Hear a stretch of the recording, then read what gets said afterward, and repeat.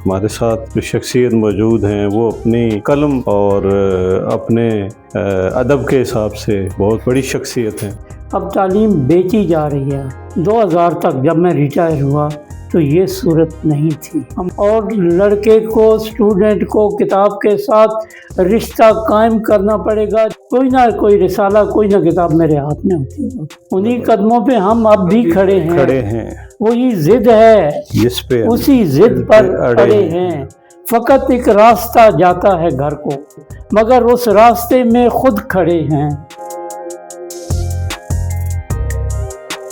اعوذ باللہ من الشیطان الرجیم، بسم اللہ الرحمن الرحیم۔ ہمارے لیے یہ اعزاز کی بات ہے کہ ہمارے معاشرے کے اندر کچھ شخصیات ایسی موجود ہیں کہ جو ہماری قوم بلکہ ہماری ملت کا سرمایہ ہیں۔ اپنی فکر کے حساب سے، اپنی زندگی کے تجربات کے حساب سے، اور ہمارے ساتھ جو شخصیت موجود ہیں وہ اپنی قلم اور اپنے ادب کے حساب سے بہت بڑی شخصیت ہیں۔ میرے ساتھ موجود ہیں میرے استاد اور اس ضلع چکوال کے بہت سارے ممتاز شخصیات کے بھی استاد پروفیسر سعید اکرم صاحب۔ السلام علیکم سر۔ وعلیکم السلام۔ یہ ہمارے لیے خوش قسمتی کی بات ہے کہ آپ سے ملاقات کا شرف حاصل ہوا، اور ہم اس ملاقات کو چاہ رہے ہیں کہ لوگوں تک بھی پہنچایا جائے۔ تو گزارش یہ ہے سر کہ آپ نے سیگل آباد اسکول میں ایک بہت بڑا سیگل ماڈل اسکول جو ہے، جو پورے ڈسٹرکٹ چکوال میں جس کا ایک بہت بڑا مقام ہے،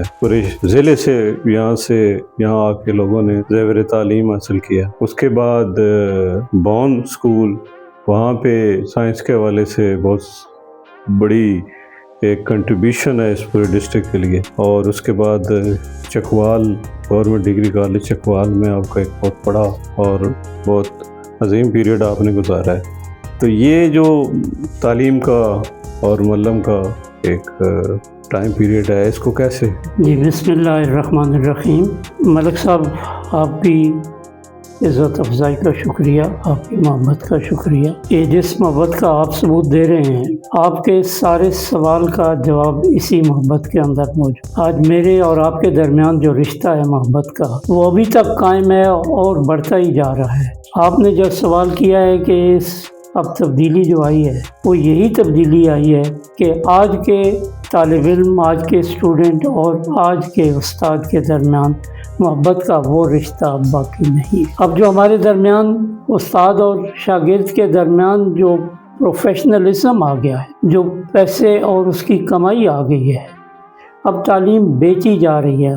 جب میں پڑھا کرتا تھا یا پڑھاتا تھا، ایون 2000 تک جب میں ریٹائر ہوا تو یہ صورت نہیں تھی۔ ہم بڑے خلوص سے پڑھایا کرتے تھے اور محنت کیا کرتے تھے۔ میں آپ کو حیران آپ ہوں گے کہ میں نے صبح 6 بجے سے لے کر رات 10 بجے تک بغیر معاوضے کے اپنے بچوں کو، جب میں اسکول میں تھا تو میں پڑھایا کرتا تھا، بغیر معاوضے کے پڑھا۔ آج وہ بات نہیں ہے۔ آج بچہ اسکول سے نکلتا ہے تو کسی اکیڈمی میں، کسی ٹیوشن سینٹر میں، استاد اور شاگرد کے درمیان وہ رشتہ باقی نہیں رہا۔ اسی وجہ سے یہ تعلیمی انحطاط ہمیں دیکھنا پڑ رہا ہے۔ والدین بھی اپنا کردار وہ ادا نہیں کر رہے، ٹیچر بھی اپنا وہ کردار ادا نہیں کر رہا، اور اسٹوڈنٹ تو ہے ہی اس کی پیداوار والدین اور اساتذہ کے۔ وہ کیسے محبت کا رشتہ ان دونوں کے درمیان یا ان تینوں کے درمیان ہے؟ تو ہمیں اپنے کردار پر غور کرنا ہوگا، والدین کو اپنا کردار ٹھیک کرنا ہوگا، اساتذہ کو اپنا جو خلوص والا کردار ہے، محنت والا کردار ہے، اسے اپنانا ہوگا، اور لڑکے کو، اسٹوڈنٹ کو کتاب کے ساتھ رشتہ قائم کرنا پڑے گا جو اب ناپید ہو چکا ہے۔ اب تو ایسی ٹیکنالوجی آ گئی ہے کہ استاد کی ضرورت بھی نہیں رہی، اور کتاب کے ساتھ تو رشتہ رہا ہی نہیں۔ ہم تو کتاب پڑھتے تھے، بچپن میں بڑی بڑی کتابیں ہم نے پڑھ ڈالی تھیں، لیکن اب تو ہم بڑے ہو گئے ہیں لیکن چھوٹی کتابیں بھی ہمیں پڑھنے کی توفیق نہیں ہے۔ اسی وجہ سے ہمیں اپنے کردار پر اساتذہ کو، اداروں کو اور والدین کو، اور سب سے بڑھ کر حکومت، جس پر ویری سوری ٹو سے حکومت وہ کردار انجام نہیں دے رہی بلکہ منفی کردار انجام دے رہی ہے۔ ہمارا جو استاد کی استاد کی جو اس وقت گورنمنٹ اس کی سرپرستی کرتی تھی، بچے کی سرپرستی کرتی تھی، وہ اب نہیں رہی۔ اسی وجہ سے تعلیم کا نظام بھی وہ انحطاط کا شکار ہے، اور بچہ خود جو ہے وہ اس کے پاس تو مطالعہ کے لیے اس کے پاس کچھ بھی نہیں ہے۔ تو مطالعہ کتاب کے ساتھ یقیناً رشتہ یہ بات ہے، لیکن اس کے ساتھ جو جدید ٹیکنالوجی ہے، جیسے موبائل ہے، نیٹ ہے، یہاں پہ کتاب کے تک رسائی بھی آسان ہو گئی ہے۔ آپ ایک کلک پہ آپ کے پاس ساری چیزیں موجود ہیں۔ میرا خیال ہے کہ جدید ٹیکنالوجی تو ہمیں اس طرف لے کے جا رہی ہے، لیکن شاید ہمارا ابھی اس کے ساتھ ایک وہ جو میچ ہے وہ ہم کرنے کو تیار نہیں ہیں۔ ملک صاحب آپ بالکل ٹھیک کہہ رہے ہیں، زندگی اب شارٹ کٹس کی عادی ہوتی جا رہی ہے۔ بچہ اب کتاب کے ساتھ، میں نے عرض کیا تھا نا، کتاب کے ساتھ ہمارا رشتہ نہیں ہے۔ جی جی جو ہم کتاب پڑھ کر جو ہم تعلیم اور علم حاصل کرتے تھے، جی ہاں، کتاب جو ہمیں سکھاتی تھی، کتاب ہاتھ میں تھی۔ مجھے یاد ہے، سچی بات ہے، بچپن سے میں باہر بھی جاتا تھا، یہاں بھی جاتا تھا، سفر، چھوٹے سفر پر، بڑے سفر پر، گھر سے باہر، کوئی نہ کوئی رسالہ، کوئی نہ کتاب میرے ہاتھ میں ہوتی ہے۔ اب اس کے بجائے کیا ہے، دیکھ لیں جہاں بھی بچہ بیٹھا ہے، کسی حالت میں بیٹھا ہے، موبائل اس کے ہاتھ میں ہے۔ کتاب کا کردار اب مفقود ہو گیا ہے، تو کتاب کی طرف ہمیں لوٹنا پڑے گا، بالکل کتاب کے ساتھ رشتہ استوار کرنا پڑے گا، تب جا کر بچے کی گرومنگ بھی ہوگی، اور یہ معاشرے میں بھی کچھ تبدیلیاں آئیں گی۔ بالکل صحیح ہے۔ بالکل ابھی یہ سب ہمارے ملک کے اندر ایک بہت بڑی خوشی کی لہر چل رہی ہے، جو مئی 25 میں پاکستان نے انڈیا کے خلاف کیا، اسپیشلی ہمارے شاہینوں نے جو انڈیا کو ملیہ میٹ کر دیا، ناکو چنے چبوائے، اور انڈیا جو ہے وہ اندھیرے میں ڈوب گیا، اور ساری دنیا اس بات پہ حیران ہے اور اس پہ ریسرچ کر رہی ہے کہ کیسے یہ سب کچھ ہوا، اور پاکستان نے کیسے اس دنیا کی جدید ٹیکنالوجی کو جو ہے وہ زیر کر لیا۔ تو آپ نے سن 65 کی جنگ بھی دیکھی اور 2025 کا مارکہ بھی دیکھا ہے، تو اس کو آپ کیسے یاد کریں گے؟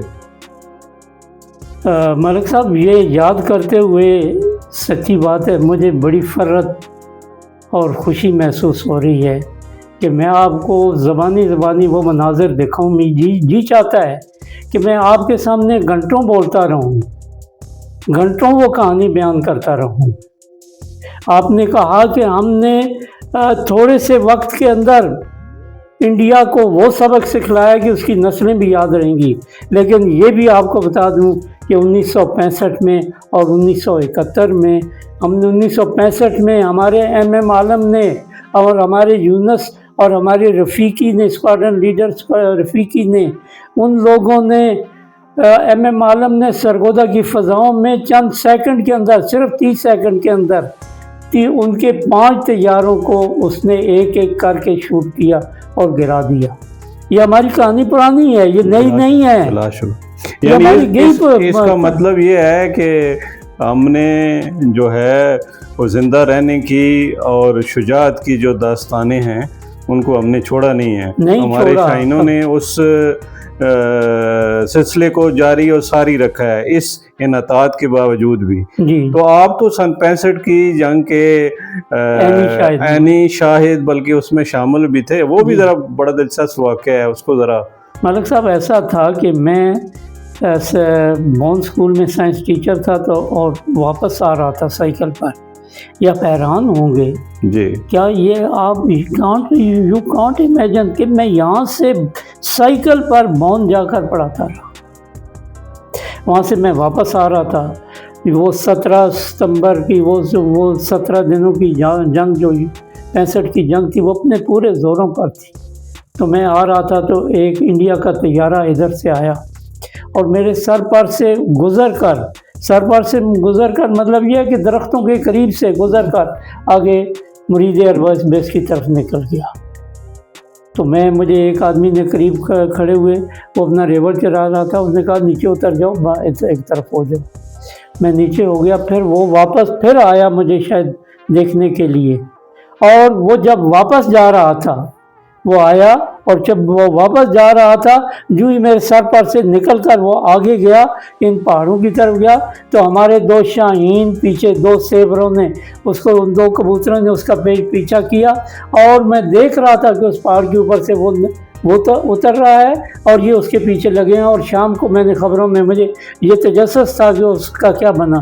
شام کو ہم نے خبروں میں سنا, ریڈیو تھا اس وقت صرف, تو ریڈیو بتا رہا تھا کہ ہمارے شاہینوں نے ہندوستان کے اندر ان کی ٹیریٹری میں جا کر ایک طیارہ جا کر مار گرایا. سر یہ بڑی دلچسپ بات ہے اور بہت بڑی بات آپ نے کہی ہے, اور یہ اس روایت کو بھی تازہ کرتی ہے کہ جیسے سن 65 میں انڈیا نے بدماشی اور جارحیت کو نہیں چھوڑا, اسی طرح سے اس نے 2025 میں بھی یہی حرکت کرنے کی کوشش کی اور پاکستان کو زیر بار کرنے کی کوشش کی. آپ کو یاد ہوگا, ہمیں بھی یہ کم از کم 2025 یاد ہے کہ 2025 میں مرید ایئر بیس پہ بھی انڈیا نے اپنے ڈرون سے حملہ کیے, اور ہمارے شاہینوں نے جس طرح سن 65 میں ان کو برا حال کیا, اسی طرح سے انہوں نے 2025 میں بھی اس روایت کو قائم رکھا. بالکل ایسے ہی, اور انشاءاللہ پاکستان کی افواج, Pakistan air force, Pakistan navy اور پاکستان آرمی, اور ہم بھی انشاءاللہ جب ایسا وقت آن پڑا ہم پر, یہ ہمیں یاد رکھنا چاہیے. اور یہ میں اس کا چشمدید گواہ ہوں, اور تجربہ ہے کہ جب بھی مشکل وقت آن پڑتا ہے پاکستان پر, تو پاکستان کے عوام ایک دم ان کے دلوں کے اندر, ان کے سینوں کے اندر وہ ایمان کی جو شمع ہے وہ بھڑک اٹھتی ہے, اور ہم ایک ہو جاتے ہیں. یہ ہم نے کئی دفعہ جواب اسے ثابت کیا ہے کہ ہم دشمن کے مقابلے میں جب بھی ہمارے وطن پر کوئی مشکل وقت آیا ہم ایک ہو گئے, اور آگے بھی انشاءاللہ آئندہ بھی ہم ایک ہو کر دشمن کو ایسا سبق سکھلائیں گے کہ وہ ہمیشہ تک یاد رکھے گا اور پاکستان کی طرف میلی آنکھ اٹھا کر بھی نہیں دیکھے گا. اچھا سر, ادب کے حوالے سے آپ کا اپنا شعبہ ہے, آپ نے گو کہ سائنسز میں گریجویشن کی, لیکن اس کے بعد آپ نے, بلکہ اس سے پہلے بھی جیسے آپ بتا رہے تھے کہ آپ نے 8 کلاس میں ایک بہت بڑی جو کتاب تھی اس کا آپ نے نہ صرف مطالعہ کیا بلکہ اس کا خلاصہ بھی تحریر کیا. ایک بہت بڑی بات ہے ایک چھوٹا سا اسٹوڈنٹ 8ویں کلاس کا جو ہے. اس کے بعد آپ نے اس ادب کے سفر کو جو ہے نا اپنی منزل بنایا, تو آپ ہمیں بتائیں گے کہ آپ کی تصانیف جو ہیں شاعری کی بھی اور نثر کی بھی, تو ان کا کوئی احوال ہمیں دیں گے؟ ملک صاحب, میری شاعری کی 3 کتابیں ہیں. جی ماشاءاللہ. غزل کی اور نظم کی. جی. 3 نعت کی کتابیں ہیں, حضور صلی اللہ علیہ وسلم کی تعریف اور اس کے سب ان کی ثنا میں. جی. مجھے ایک اور بات آپ کو قابل ذکر بتا دوں کہ 2005 میں جو وزارت مذہبی امور ہر سال وہ مقالہ جات اور نعتیہ کتب اور سیرت کی کتابوں پر جو انعام دیا کرتا تھا, 2005 میں نے نیشنل ایوارڈ لیا, اور اس وقت کے وزیر اعظم تھے شوکت عزیز. جی. ان کے ہاتھ سے میں نے نیشنل وہ کنونشن سینٹر اسلام آباد میں ان کے ہاتھ سے میں نے قومی ایوارڈ حاصل کیا تھا. سیرت کا بہت بڑے اعزاز کی بات ہے, بہت بڑی, وہ مجھے نہ صرف آپ کے لیے بڑے پورے علاقے کے لیے یہ اعزاز کی بات ہے, یہ بہت بڑی بات ہے. اور نثر میں آپ کی, نثر میں ملک صاحب یہ ہے کہ میری 3 خاکوں کی کتابیں ہیں. میں نے, میرے جو اساتذہ, میرے جو دوست مجھے چھوڑ گئے ہیں, میں نے ان کی محبتوں کا حق ادا کرنے کے لیے ان کے خاکے لکھی ہیں. 3 کتابیں ہیں میری خاکوں کی. 3 کتابیں ہیں میری نعتوں کی. 2 کتابیں ہیں میری غزل اور ایک میری کتاب ہے خود نوشت, میرا اپنا حال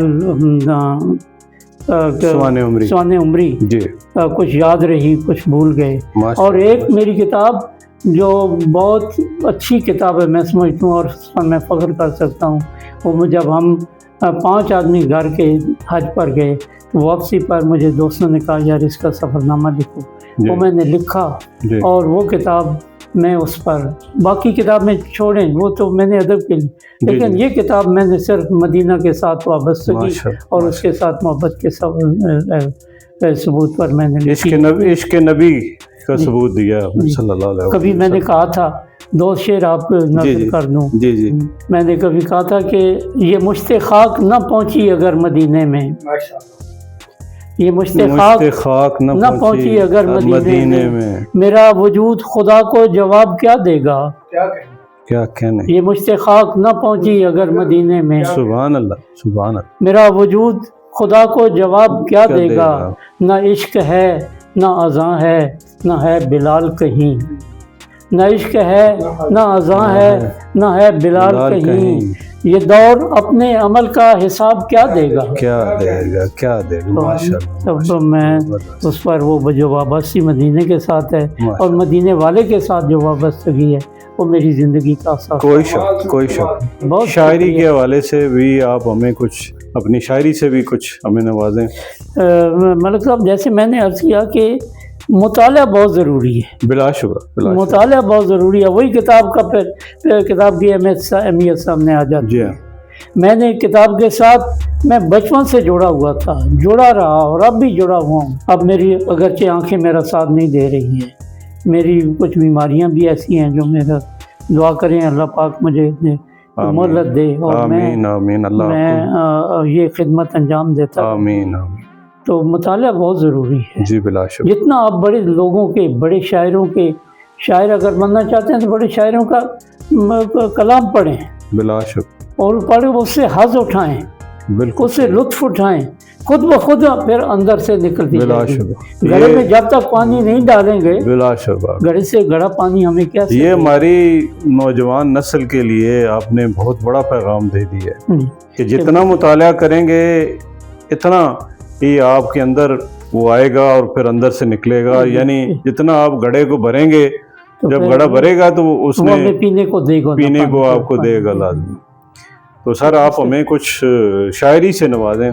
मौजूदा हालात के मुताबिक एक गज़ल है छोटी सी। जी जी। उन्हीं कदमों पे हम अब भी खड़े हैं, उन्हीं कदमों पे हम अब भी खड़े हैं, वही जिद है उसी जिद पर अड़े हैं। वाह वाह। उन्हीं कदमों पे हम अब भी खड़े हैं, वही जिद है जिस पे उसी जिद पर अड़े हैं। फ़कत एक रास्ता जाता है घर को, फ़कत एक रास्ता जाता है घर को, मगर उस रास्ते में खुद खड़े हैं। फ़कत एक रास्ता जाता है घर को, मगर उस रास्ते में खुद खड़े हैं। मेरे अंदर भी है एक शोर बरपा, मेरे अंदर भी है एक शोर बरपा, मेरे अंदर भी जैसे 2 धड़े हैं। वाह वाह। मेरे अंदर भी है एक शोर बरपा, मेरे अंदर भी जैसे 2 धड़े हैं। सरे सहरा बहुत से झोंपड़े हैं, सरे सहरा बहुत से झोंपड़े हैं, मेरे दिल में बहुत सी ख्वाहिशें हैं। सरे सहरा बहुत से झोंपड़े हैं। और सईद अकरम अभी कुछ दिन ठहर जा, सईद अकरम अभी कुछ दिन ठहर जा, बहुत से काम करने को पड़े हैं। वाह वाह साहब, बहुत नवाज़िश, बहुत शुक्रिया, बहुत मेहरबानी, आपने मेरी इज़्ज़त अफजाई की, मैं बहुत ममनून हूँ। नहीं सर, आपका बहुत शुक्रिया। ये हमारे लिए और हमारी आने वाली नस्लों के लिए एक बहुत बड़ा असासा है। आपकी एक एक बात में एक उम्मीद, एक जज्बा और एक मुस्तकबिल की राह अमल जो है वो मौजूद है। वतन से मोहब्बत, दीन से मोहब्बत और इश्क नबी का जो सल्लल्लाहु अलैहि वसल्लम से जो एक जोड़ है और एक खुलूस और मोहब्बत का जज्बा है, वो हमारे लिए मिशल राह है। अल्लाह पाक आपको सेहत कामला अता फरमाए और आपका साया और आपका ये जो हमें फैज़ बख्श रहे हैं, ये फैज़ अहमद फैज़ तो नहीं रहे, लेकिन आपकी तरफ से ये फैज़ हमें मिलता रहे। बहुत शुक्रिया, बहुत नवाज़िश।